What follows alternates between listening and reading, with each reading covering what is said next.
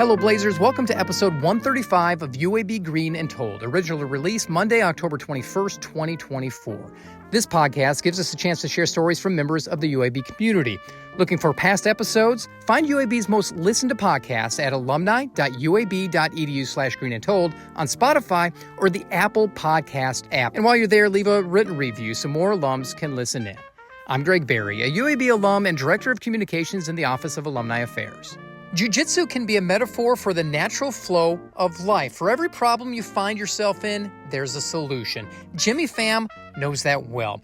For today's podcast guest, he was often sick as a child, but once he was healthy, Jimmy took off. Yeah, I was like a rocket. I wanted to do everything. It was like all this pent up, I guess, energy, as a kid, you're very rambunctious. And I guess I was sad that I couldn't, do what other kids normally can. All that extra energy would lead him down a path to figure out how to best channel it. And that meant finding a mat to practice throws and takedowns. When I got into Brazilian Jiu-Jitsu and started competing in Brazilian Jiu-Jitsu that first year too, and lost every single round that first year. But as Jimmy will share, he didn't throw in the towel. In fact, after a few adjustments to better align his life's goals, he continued to come out swinging. When I applied and interviewed, they basically said that based on my experience, they're going to take a risk and take a chance with me, being that I'm so young.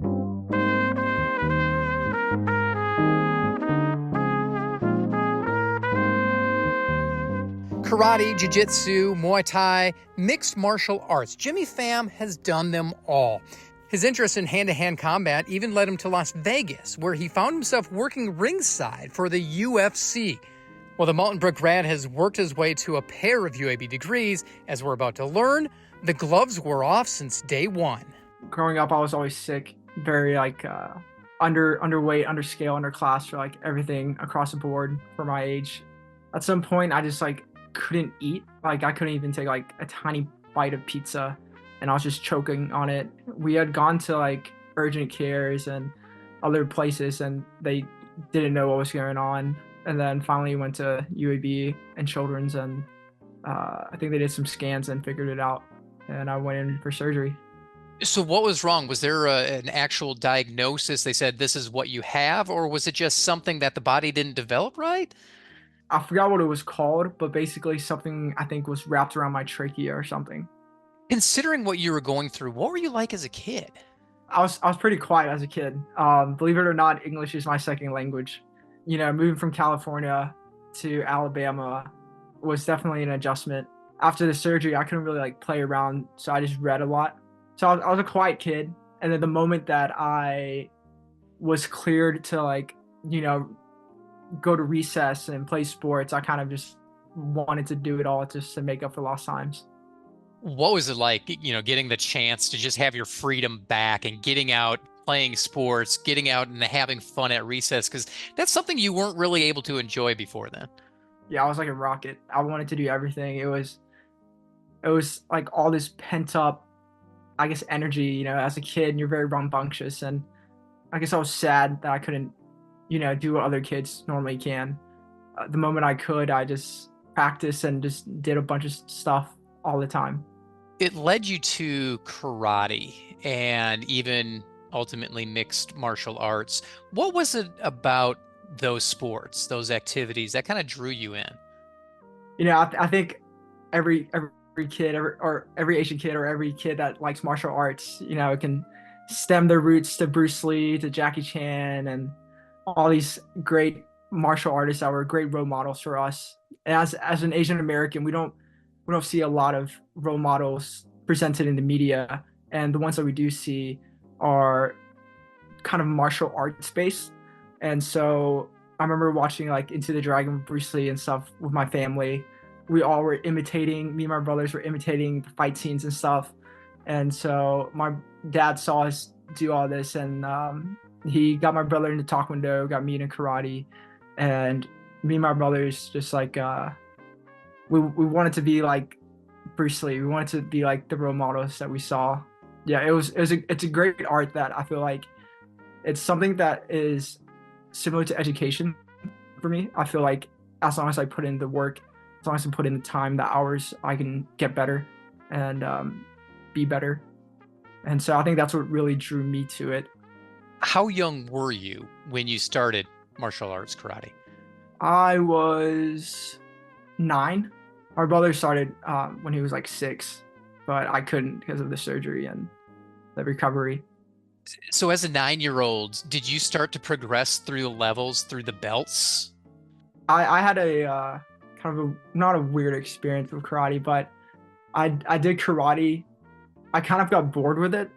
I think that's what helps with the transition to like MMA and Brazilian Jiu-Jitsu and Muay Thai was that karate. I love the art. I think it's beautiful, but authentic karate in Alabama as it's karate in Alabama. It's as close as you can get. I like the sparring a lot, and so what I kind of took out karate, of course, was like that culture and that art base and that work ethic. But from the sparring, I found sort of like a passion in the fighting aspect of it. As somebody who's not familiar with the realm of martial arts, and yeah, I've heard of karate, and all of that, but I don't truly understand the different arts. How did you fall into the other Brazilian Jiu-Jitsu and some of that stuff that helped you grow into the person you are today? So I feel like Taekwondo, it's more focused on kicks. Karate is more focused on hand to hand and self defense. A lot of these art forms that are taught to kids, which is the age that I was introduced to, it's more to teach the kids discipline and responsibility, teamwork, and a lot of these others like these other phrases. What me and my brothers wanted out of it was just so we can fight each other better and like to like I don't know protect ourselves, I guess. And with karate and now with like IKF and the Olympics and stuff like that, karate is really focused on points and stylistic, not so much like real world consequences and uses. When you start getting to like combat sports like boxing, kickboxing, Muay Thai, MMA, that's where you kind of like actually get to utilize and see sort of your grit. Muay Thai is like kickboxing, except it's the Thai's version of it, where you can use elbows too and knees. So I think why I made the transition from sort of these classic martial arts that everybody kind of knows as like the staple was the sparring and the I guess the competitiveness of it. As an MMA fighter, when did you start getting competitive into stuff like that? So that started in college when one of my good friends, he does Brazilian Jiu-Jitsu and MMA, and we would just grapple all the time.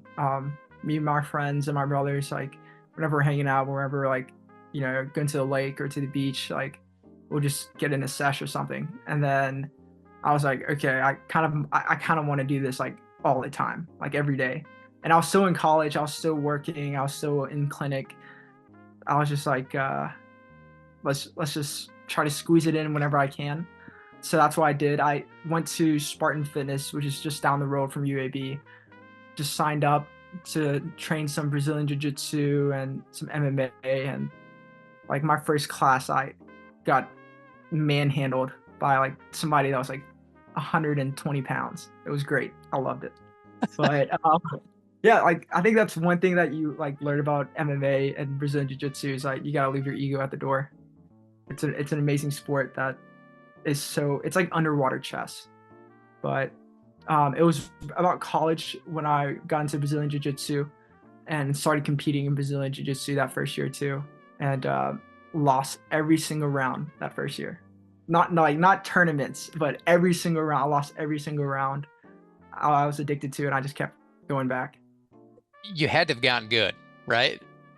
No, I mean, no, I don't think so. It's been 5 years now. 6 years. I'm okay. I'll win some, but definitely not to the level of these UFC guys, like, or any of these black belts. I've been doing it since they were children. I want to rewind a little bit because you touched on you started doing this when you were in college. You ultimately chose to stay in Alabama, in Birmingham, and go to UAB. Why did you make that decision? Ever since I was a kid, I've always always wanted to be a doctor, but when I thought about it more, I really just wanted to help people. And I saw being a healthcare provider would be the most impactful role that I could play.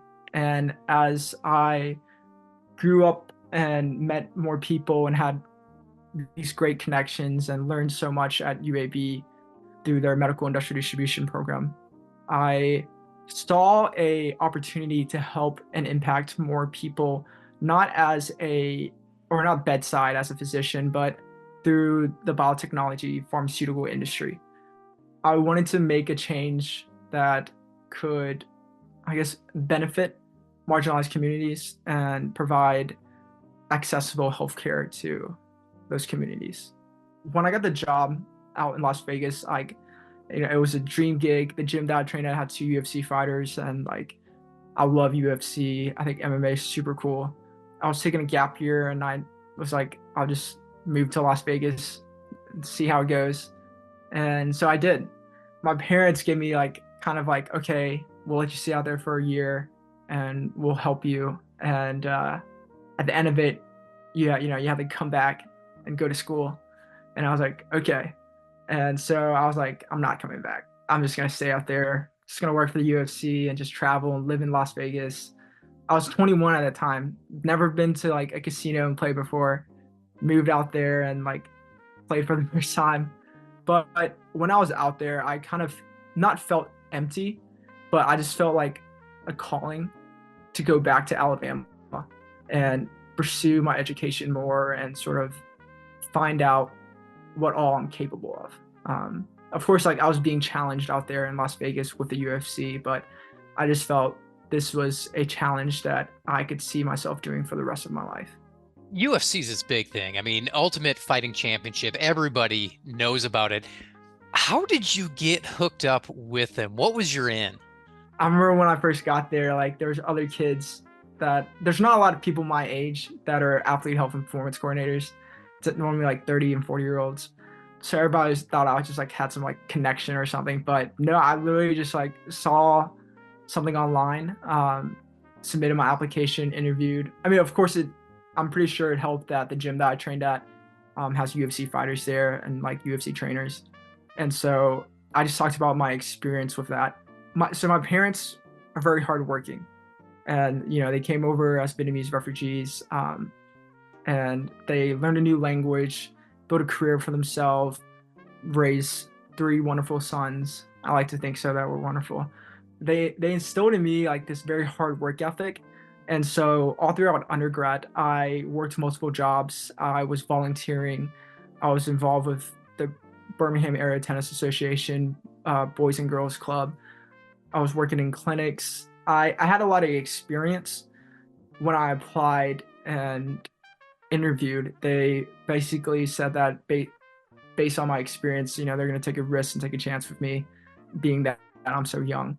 And so, yeah, I guess my work ethic. What was the experience like in Vegas? What kind of things did you do? Because I'm sure you got to do some really cool things. Yeah, so as the athlete health and performance coordinator, I coordinated the healthcare of the fighters. So I coordinated pre-fight clearance. So they have to make sure the fighters are cleared to fight. Make sure with state legislation, country legislation, USADA, just athletic commissions. So I'll coordinate, their doctor visits that they will have, their PT, set up the fights, the doctors that would be at the fights, the EMTs that would be there. I think a plus of the job was I got to sit front row to watch the fights. Just watch out. I was mainly watching for injuries and seeing when we go back there and I'm cutting off their gloves and we're doing sort of a check on them, see if they need to go to the hospital or not, just to make sure if there's anything to point out. But I think that was pretty cool. And it was pretty cool to sort of build a relationship with these fighters, especially in the post-care treatment. We're taking care of the athletes, whether it's through our performance institute or outpatient with all these other physicians outside or PTs. I would have to communicate with our chief medical officer, who sort of has clearance on everything and final say really, on sort of what kind of treatments they're getting, because these athletes are definitely different species than us. Their healing is insane. the recovery is insane. They're very just insane. Being around these athletes, being ringside in the front row, you had to have been like a kid in a candy shop. I mean, this had to have been just cloud nine for you.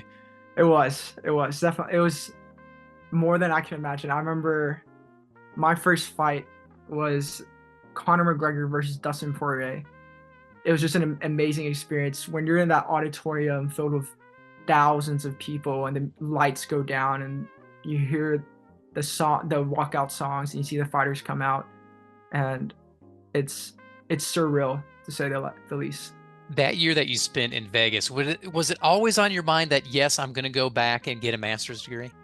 No, there was a period where I wanted to stay.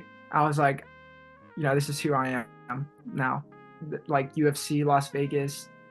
I think ultimately, like what made me realize that's not what I want is that I didn't feel like I was building something or creating something for myself. Of course, like I was facilitating like the work of all these athletes and helping them, but I wanted to create some. Wanted to be my own fighter. I wanted to create my own legacy and fight my own battles for myself. You returned to UAB and got a master's in biotechnology. Why that route? Was that just a continuation of the industrial distribution and wanted to kind of have that pharmaceutical background?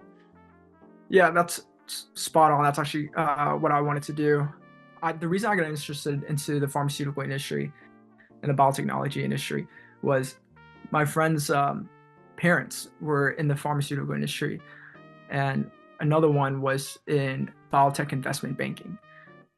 I saw the Masters of Biotechnology program as a good segue into biotech investment banking or biotech consulting. Of course, it does.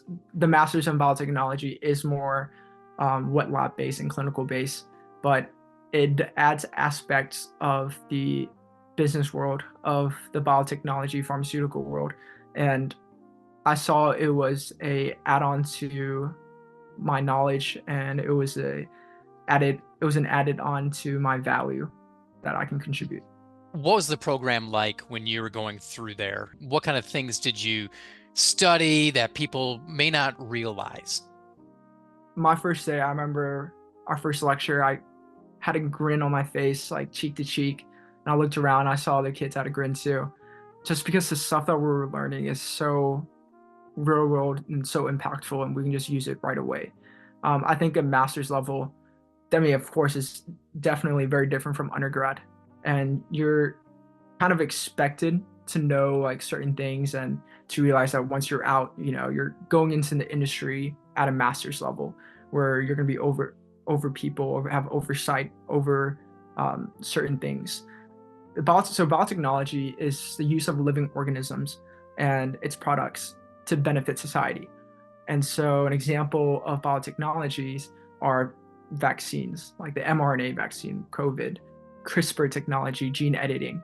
One of the cool things that we did during my master's is gene editing and working with E. coli or bacteria and making it not super viruses or super bacteria, but just editing these bacteria and viruses.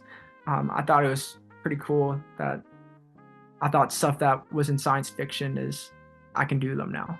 And that transitioned you into staying at UAB yet again for the third time, I might add, in going for your PhD. What are you studying right now through the doctorate program? The PhD in biotechnology is a one-of-a-kind, first-in-class kind of program. The dissertation that I will be working on is not a traditional dissertation. The program is focused on translational science. So we're looking at ways to commercialize the research. And so part of my dissertation, not only will I have discovered something new, I will also have a structure, a business plan, or a pathway to commercialization of my research. My field that I'm working on is still kind of under wraps right now, but it is in the realm of neurology in that sphere. Ultimately, once you get your doctorate, do you want to teach? Do you want to get out in the business world? What do you want to do? So me and my brothers are serial entrepreneurs. Same with my parents. And so I want to stay in the realm of biotech pharmaceutical startups and commercialization, whether that's translating from academia to industry. I'm not sure yet. That's what I have been doing for the past year with UAB's Technology Transfer Office, the Harvard Institute for Innovation and Entrepreneurship. And it's a field that, always keeps you on your toes.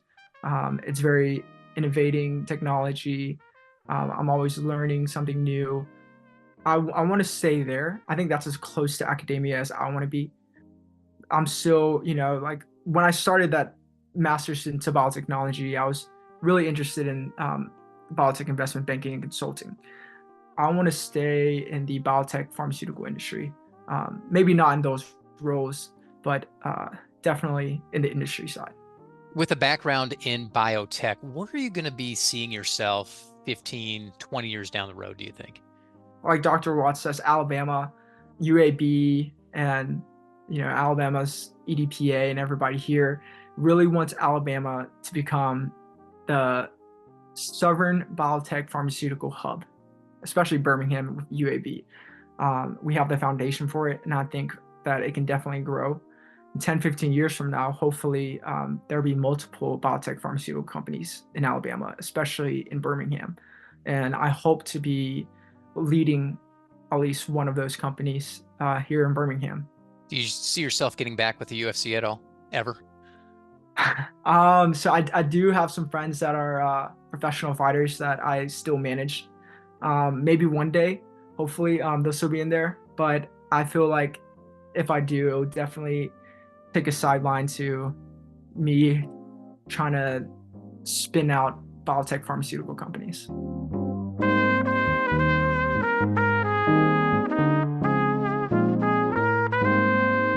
That's Jimmy Pham.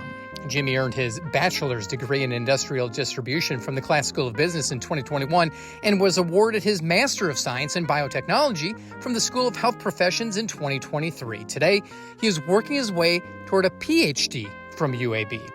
As a soon-to-be three-time alum, Jimmy has a great idea of what it means to be a Blazer.